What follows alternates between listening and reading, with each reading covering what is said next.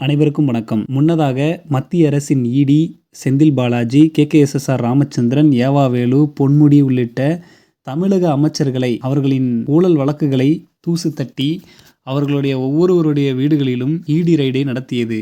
இதில் ஒவ்வொருவரும் எவ்வளவு கோடி ரூபாய் ஊழல் செய்துள்ளார்கள் என்பது குறித்த ஒரு பட்டியலையும் இடி வெளியிட்டது. இடையில் சிறிது காலம் அமைதி காத்த இடி மறுபடியும் அதிரடியாக களமிறங்கியதாக தெரிகிறது.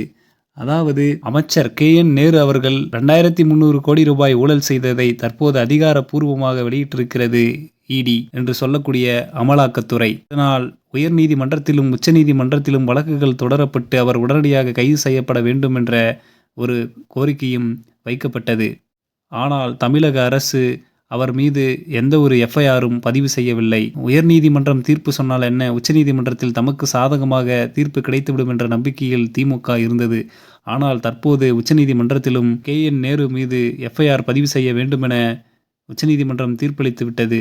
லஞ்ச ஒழிப்புத்துறை அவர் மீது FIR பதிவு செய்ய வேண்டும் என்று தீர்ப்பளித்தது பெரும் பரபரப்பை ஏற்படுத்தி இருக்கிறது. இந்த சூழலில்தான் இடியின் வசம் KN நேரு சென்று விட்டால் அவர் ஊழல் செய்த பணத்தின் ஒரு பகுதியை கட்சி நிதி என்ற பெயரில் திமுக குடும்பத்திற்கு துர்கா ஸ்டாலின் மூலமாக கொடுத்திருக்கும் உண்மை வெளியே வந்துவிடும் என்று பதறுவதாக அரசியல் வட்டாரங்களில் பரபரப்பு தகவல்கள் வெளியாகியிருக்கிறது. இவர் மட்டுமல்லாமல் ஒவ்வொரு அமைச்சரும் அவர்களுடைய துறைகளில் கோடிக்கணக்கான ரூபாய் ஊழல் செய்ததை திமுகவின் குடும்பத்திற்கு கட்சி நிதி என்ற பெயரில் துர்கா ஸ்டாலின் அவர்களுக்கு வழங்கியிருப்பது குறித்த தகவல்கள் வெளியாகிவிடும் என்ற பரபரப்பில் திமுக இருப்பதாக அரசியல் வட்டாரங்களில் பரபரப்பு செய்திகள் வெளியாகியிருக்கிறது. இதே போன்றுதான் 2G ஊழல் வழக்கில் ராசா அவர்கள் மாட்டிய போது கலைஞர் டிவியின் முக்கிய பங்குதாரரான கனிமொழி அவர்களும் ஒரு குறிப்பிட்ட தொகையை பெற்றிருப்பது தெரிய வந்தது. அதற்கான தண்டனைகளும் அனுபவிக்க நேர்ந்தது.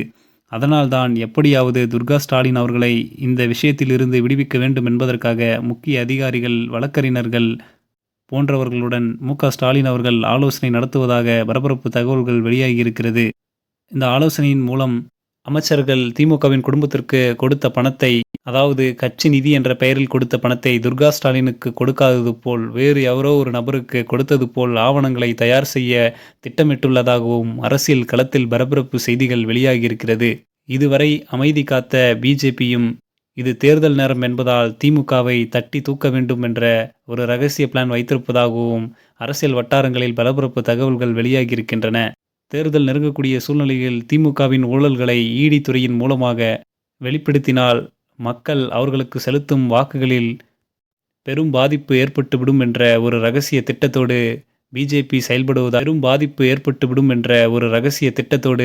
பிஜேபி செயல்படுவதாக அரசியல் வட்டாரங்களில் பரபரப்பு தகவல்கள் வெளியாகியிருக்கிறது.